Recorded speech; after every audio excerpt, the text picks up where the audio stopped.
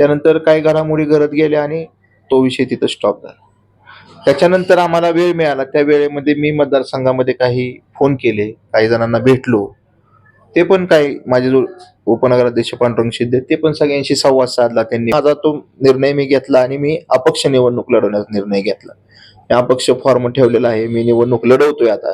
आणि माझं विजन काय हे मतदारांपर्यंत पोहोचवण्यासाठी मी आज तर यशस्वीरित्या झालेलो आहे. शेवटी मतदाराला माझी एवढीच विनंती आहे, मला एक नियोजन करायचंय भविष्याचं. त्यावेळेस नेत्यांनी खाली कोणाशी तरी चर्चा केली पाहिजे, ह्या मताचा मी आहे. आपण नगराध्यक्ष पदासाठी कुणाला म्हणजे सपोर्ट करणार आहे किंवा कुणाच्या विचारांसोबत मिळतं जुळतं जुळवून घेणार आहात? पूर्ण महाराष्ट्रभर नगरपालिका आणि नगरपंचायतीची रणधुमाळी चालू आहे आणि प्रत्येक उमेदवार जनतेपर्यंत पोहोचण्यासाठी अत्यंत शिस्तबद्ध पद्धतीने आणि नियोजनबद्ध पद्धतीने प्रचार करत आहे आणि संपूर्ण महाराष्ट्राचं लक्ष जे लागलेलं आहे ना, ते लागलेलं आहे इंदापूर नगरपालिकेकडे. त्याच्या मागे अनेक विशेष कारणं आहेत आणि इंदापूरची नगरपालिका अत्यंत चुरशीची बनलेली आहे आणि त्यामध्ये भर पडलेलं आहे ते म्हणजे अपक्ष उमेदवारांचं. आणि प्रभाग क्रमांक 3 मध्ये अतिशय चुरशीची आणि अत्यंत सर्वांचं लक्ष वेधक अशी लढत आहे आणि ती लढत आहे ती म्हणजे अपक्ष उमेदवार शेखर पाटील आणि त्यांच्या बरोबर असलेल्या मनीषा पांडुरंग शिंदे या उमेदवारांमध्ये आणि जे काही प्रमुख पक्ष आहेत त्यांच्यामध्ये. आणि जे शेखर पाटील आहेत त्यांनी अत्यंत नियोजनबद्ध अशा प्रकारचं नियोजन त्यांच्या वॉर्डमध्ये केलेलं आहे. त्यांच्या बूथवरती त्यांची कार्यक्षम असणारी फळी अत्यंत मजबूतपणे काम करत आहे आणि आज आपण शेखर भैया पाटील यांच्यासोबत चर्चा करणार आहोत आणि येणाऱ्या काळामध्ये कशा पद्धतीने ते निवडणुकीमध्ये मतदान आणि प्रचार हा कसा त्यांचा चालू आहे हे आपण त्यांच्याकडून जाणून घेणार आहोत. सर्वप्रथम भैया स्वागत आहे आपलं. कशा पद्धतीने लोकांमध्ये रिस्पॉन्स आहे, कशी निवडणुकीमध्ये प्रचाराची आपली जोरदार पद्धतीने तयारी चालू आहे? इंदापूर नगरपालिकेची निवडणूक 2025 ची सुरू झाली. त्यानंतर लोकांशी संवाद साधत, मतदाराशी संवाद साधत आपण प्रभागामध्ये काम करण्यास सुरुवात केली. मी साधारणतः 2007 साली 21व्या वर्षी इंदापूर नगरपालिकेची निवडणूक लढवली होती. त्या काळापासून ते मध्यंतरी मी पक्षाचं काम केलं, पक्षाची पदं लोकांसाठी त्याच्यामध्ये हे केलं की बाबा त्या पक्षाच्या पदातून लोकांमध्ये काम करण्यासाठी जात असायचो मी. त्या माध्यमातून पक्ष असेल, संघटना असेल, तरुणांमध्ये काम करत राहिलो आणि आज निवडणूक लढवण्यासाठी 2025 ची पक्षाकडे मागणी केली होती मी. त्यानंतर मी मतदारांशी संवाद साधत साधत पक्षाकडे तिकीट मागितल्यानंतर त्या आघाडी होण्याचे संकेत मिळाले. आघाडी होण्याचे संकेत मिळाल्यानंतर आघाडीमध्ये तुझी किती माझी किती असं ठरलं. परंतु त्यामध्ये नंतर शेवटच्या क्षणी काही घडामोडी घडल्या आणि त्यातून माझं आणि आमचे माजी उपनगराध्यक्ष पांडुरंग शिंदे यांचं तिकीट कट झालं म्हटलं तर काही हरकत नाही. ते झाल्यानंतर आम्ही आमच्या नेत्यांकडे विचारणा केली, परंतु त्यांनी सांगितलं की माझ्या काही अडचणी आहेत, मी तुम्हाला ॲडजस्ट करू शकत नाही. त्यानंतर आम्ही त्यांना ठीक आहे बोललो, तुमची अडचण आम्ही समजून घेतो आणि त्यानंतर आम्ही तिथून बाहेर पडलो. त्यांनी पण खूप प्रयत्न केले, अयशस्वी झाले. काही घडामोडी असतात त्या तुम्हाला माहिती, ज्यात तिथं थांबावं लागतं तिथं थांबावंच लागतं. आम्ही खूप आमच्या नेत्याकडे आग्रह धरला होता की आम्हाला दोघांनाही उमेदवारी द्या आणि आम्ही निवडणूक लढवण्यास तयार आहोत. त्यानंतर काही घडामोडी घडत गेल्या आणि तो विषय तिथं स्टॉप झाला. त्याच्यानंतर आम्हाला वेळ मिळाला, त्या वेळेमध्ये मी मतदारसंघामध्ये काही फोन केले, काही जणांना भेटलो. ते पण काही माझे जो उपनगराध्यक्ष पांडुरंग शिंदे, ते पण सगळ्यांशी संवाद साधला त्यांनी पण की बाबा काय करायचं आता. अशी परिस्थिती निर्माण झाल्यानंतर एकच दिवसाचा वेळ होता की आता काहीतरी निर्णय घ्यायचा. त्यावेळेस मतदारसंघातील मतदार बंधू भगिनींनी सांगितलं की तुम्ही इच्छुक आहात, आम्ही तुमच्या सोबत आहे, तुम्ही फॉर्म भरा, आम्ही तुमच्या पाठीशी आहोत. असे अनेक विषय पुढे आले आणि त्या माध्यमातून आम्ही फॉर्म भरला आणि आज ही निवडणूक लढवत आहोत. खरं बघितलं तर इंदापूरमध्ये जे काही हर्षवर्धन पाटील साहेबांचे कार्यकर्ते आहेत किंवा पहिल्या फळीतले नेते आहेत, इंदापूर शहरामध्ये आपण एक प्रामुख्याचे नेते होता किंवा त्यांच्या सगळ्या यंत्रणेमध्ये नियोजन करण्यापासून ते त्यांचं विचार घरोघरी पोहोचवण्यापर्यंत आपला मोलाचा वाटा होता. कुठेतरी त्यांनी तुमची बाजू लावून धरावी अशी अपेक्षा तुमची नक्कीच असणार आहे. तुमचं तिकीट कट झाल्यानंतर किंवा तुम्हाला तिकीट मिळालं नाही, त्यावेळेस तुमच्या भावना काय होत्या? नाही, कसं आहे, 21व्या वर्षी म्हणजे मतदानाचा हक्क आला. मतदानाचा हक्क आल्यापासून ते आजपर्यंत 20 वर्ष मी त्यांच्याशी एकनिष्ठतेने काम केलं. म्हणजे मी तर केलं. माझे चुलते कैलासवासी मंगेश पाटील यांनी पण तेवढीच निष्ठा त्यांच्यावरती ठेवली होती आणि त्या निष्ठेत त्यांनी जी निष्ठा त्यांच्यावर ठेवली तीच निष्ठा मी त्यांचा वारसा पुढे चालवत आलो आणि त्या निष्ठेने काम. अतिशय दुःख झालं, त्यांना बी तेवढं दुःख झालं, मला पण तेवढं दुःख झालं की त्यांना एकच वाईट वाटत होतं की मी तुला उमेदवारी देऊ शकत नाही आणि मला एक वाटत होतं की माझा नेता माझ्यासाठी उमेदवारी मला देत नाही. ह्या माझ्या एवढ्या गोष्टी घडल्या. ठीक आहे, समजून घेणं हेच कार्यकर्त्याचं काम असतं, नेत्याला शेवटी पर्याय नसतो तिथं काय. त्याच्यामुळे बाहेर आलो आणि माझा तो निर्णय मी घेतला आणि मी अपक्ष निवडणूक लढवण्याचा निर्णय घेतला. मी अपक्ष फॉर्म ठेवलेला आहे, मी निवडणूक लढवतोय आता आणि मी मतदारांच्या गाठीबिटी घेतल्या. आता माझे जवळजवळ 4 ते 5 राऊंड मतदारसंघामध्ये घरोघरी झालेले आहेत. प्रत्येक मतदाराची भेट घेऊन मी काय केलं आणि माझं विजन काय हे मतदारांपर्यंत पोहोचवण्यासाठी मी आज तर यशस्वीरित्या झालेलो आहे. शेवटी मतदार राजाला माझी एवढीच विनंती आहे की मला या प्रभागाचं काम करण्यासाठी, काम म्हणजे काय, काम तर सगळेच करत असतात किंवा कोणाला पाडण्यासाठी किंवा कोणाचं तरी काय हे करण्यासाठी किंवा बाबा ह्याला खुन्नस किंवा असा कुठलाही प्रकार नाही. पण एक काम, विजन, मला एक नियोजन करायचंय भविष्याचं की वार्ड कसा असावा, त्याच्यामध्ये पाण्याची सुविधा कशी असावी, स्वच्छतेची कशी असावी, नागरिकांना सुखसुविधा कशी देता येतील, रस्ते कसे देता येतील, अनेक अनेक योजना आहेत अशा की ज्या ह्या प्रभागामध्ये आरोग्याच्या असतील, ह्या कशा राबवता येतील. एक विजन आहे. तसं असतं, प्रत्येकाचं एक कुठलं तरी ध्येय धोरण ठरलेलं असतं की बाबा काय काम करायचं समाजात. आणि सामाजिक काम करतोय हे मी काय तुम्हाला आज सांगायची गरज नाही. मी गेले 20 वर्ष झालं समाजसेवा, सामाजिक काम कार्य करत करत इथपर्यंत आलोय. कुठलंही पद माझ्याकडे कुठलं नसताना सुद्धा मी जनतेशी नाळ माझी ठेवली आणि ते सगळं करत मी आज इथपर्यंत आलो आणि मला जनतेचा पाठिंबा आहे एवढं मला निश्चित या ठिकाणी सांगायचं. अपक्ष निवडणूक लढवत आहात. आम्ही आपल्या प्रभागामध्ये म्हणजे जाऊन आलो किंवा अंदाज घेतला तर अपक्ष असताना देखील आपलं खूप मोठ्या प्रमाणात म्हणजे आपण जसं सांगितलं की माझे आता 3 राऊंड झालेले आहेत, नागरिकांपर्यंत चर्चा घरोघरी होम टू होम प्रचार माझा झालेला आहे. अपक्ष असताना देखील नागरिकांचा एवढा सपोर्ट आपल्याला मिळतोय, त्यांचा उत्स्फूर्त पाठिंबा आपल्याला मिळतोय.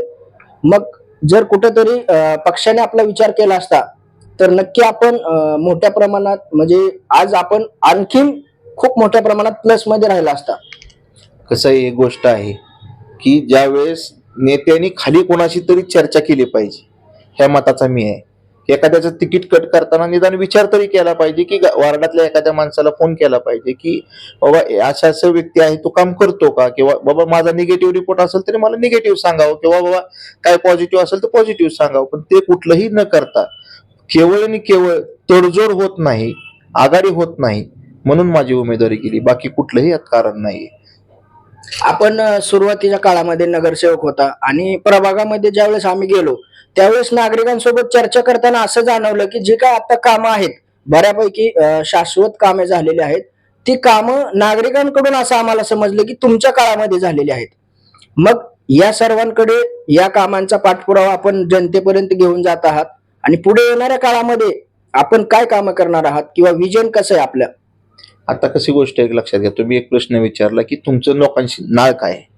तर आमची ह्या भागामध्ये सावतामाईनगर असेल, अंबिकानगर असेल, गणेश नगर असेल, पाटील बंगला असेल, वरचा खंडोबा माळाचा परिसर असेल, राऊत सिटी, या भागात जे नागरिक राहतात ना त्यांच्याशी आमचे एक घरोब्याचे संबंध आहेत की कुठलाही प्रोग्राम असेल किंवा कुठलेही सुख असो दुःख असो, ह्या सगळ्या गोष्टीमध्ये आम्ही त्यांच्या सोबत असतो आणि ते आमच्या सोबत असतात.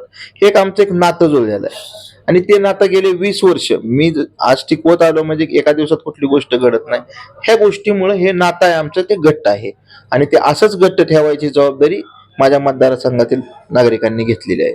आणि दुसरी गोष्ट झाली विजनचं महत्वाचं काय आहे की हा भाग हा सुशिक्षित आहे.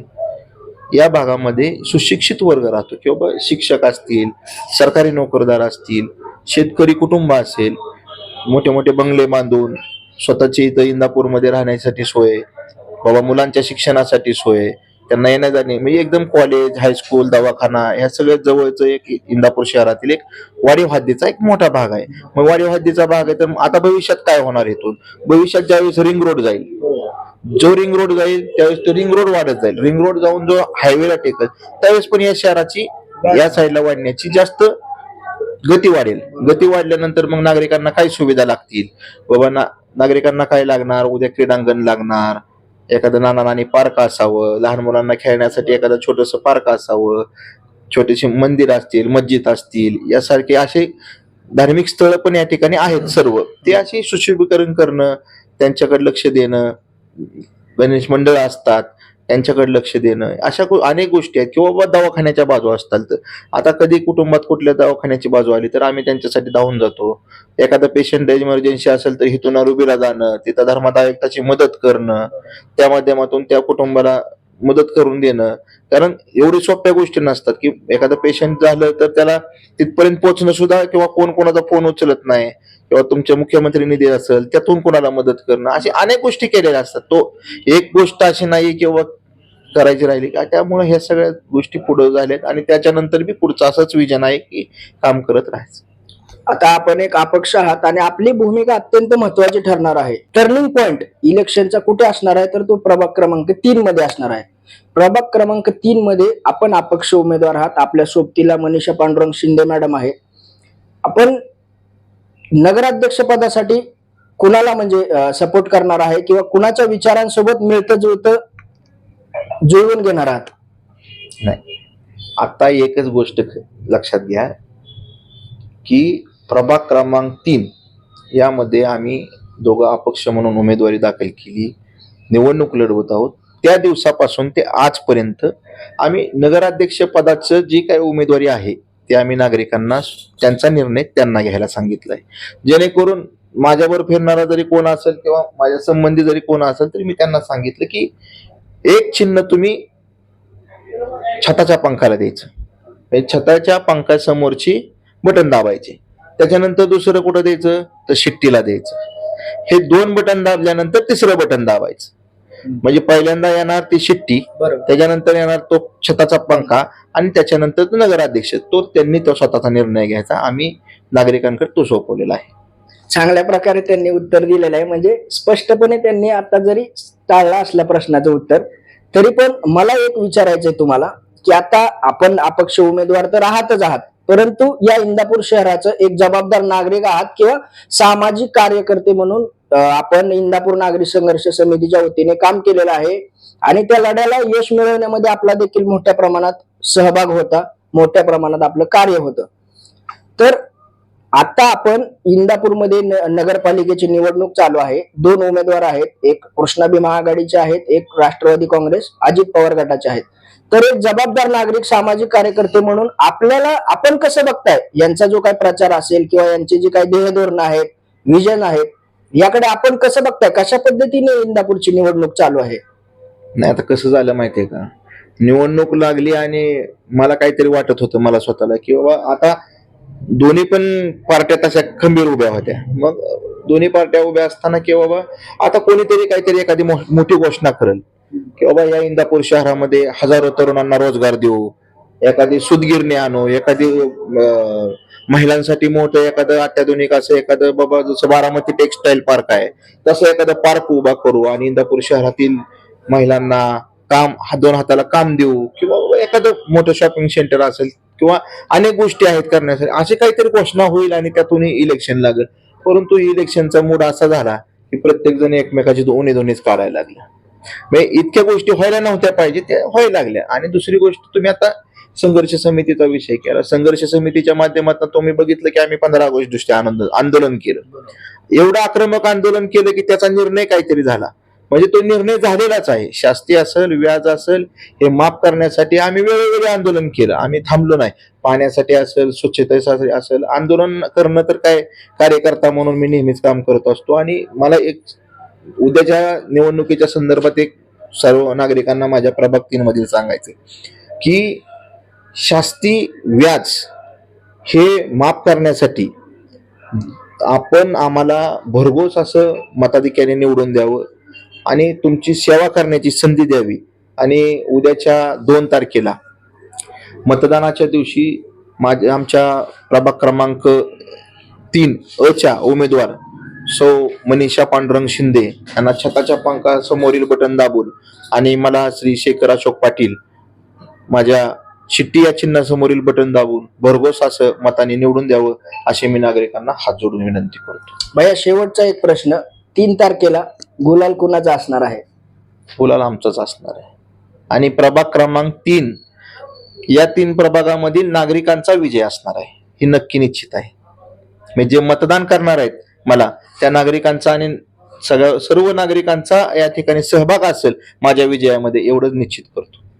खूप खूप धन्यवाद. तर हे होते प्रभाग क्रमांक 3 मधील उमेदवार शेखर भैया. यांनी आपल्यासोबत बोलताना सांगितलेलं आहे की काम आम्ही गेल्या नगरसेवक पदाच्या काळामध्ये देखील करत आलेलो आहे आणि शाश्वत काम केलेलं आहे.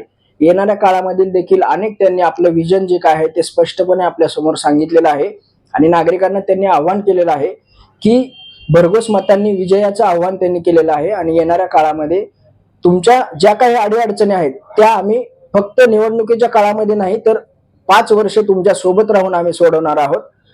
अशाच नवनवीन घडामोडी पाहण्यासाठी आणि येणाऱ्या स्थानिक स्वराज्य संस्थेचे ग्राउंड रिपोर्ट पाहण्यासाठी महा 24 तास या आपल्या हक्काच्या चॅनलला सबस्क्राईब करा. पाहत राहा महा 24 तास.